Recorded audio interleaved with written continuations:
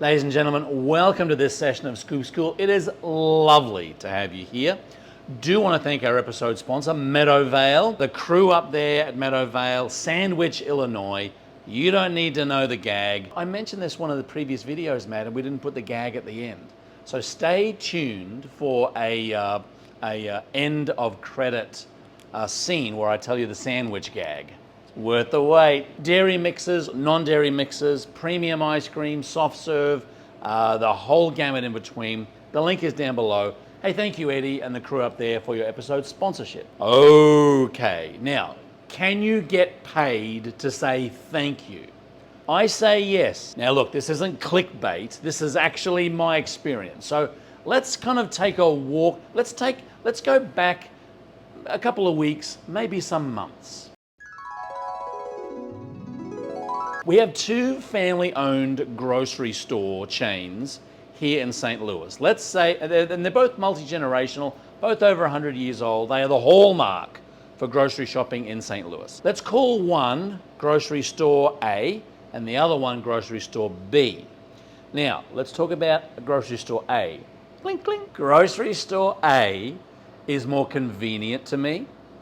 It's closer to the office, it's closer to my home. Grocery store A does not say thank you very often to its customers. Now, I'm not saying all the time, but I would say 90% of the time, I walk out of the checkout area and I wait for someone to say, oh, thank you, thanks for coming in, thank you for shopping at grocery store A. Oh, thank you, have a great day, see you later. 90% of the time that doesn't happen. In fact, I now, and look, you might be saying at home, are you saying thank you? Are you saying, yeah, I do, I generally do. But now, I just skulk by the lady at self-checkout just to see if she's gonna say thank you. Might not be a lady, might be a guy, but this is kind of what it looks like.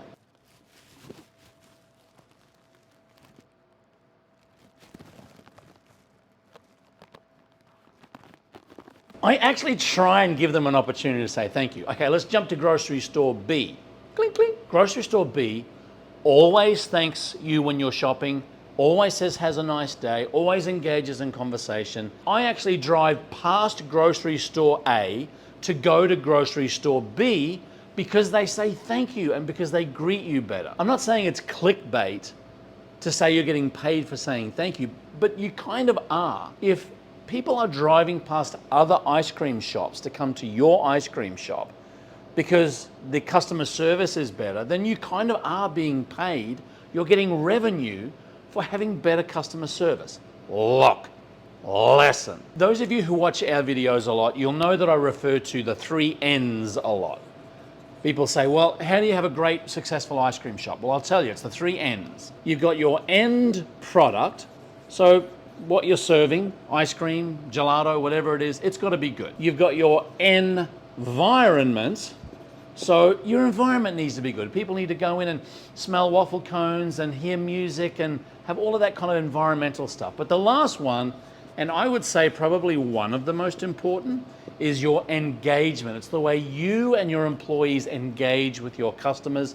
And let me tell you, just have a bit of a review. If you aren't saying thank you to customers, if you aren't putting some focus on the engagement process of welcoming customers and farewelling customers, I think that's a good thing to take into consideration because, hey, you can get paid for saying thank you. Do want to thank our episode sponsor. Hey, before we thank the episode sponsor, I am interested in your comments. I'm interested in your comments as a consumer, interested in your comments as a store owner.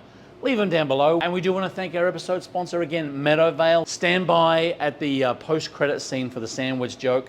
And as we always say at the end of our sessions, keep on scooping. We'll see you in the next video.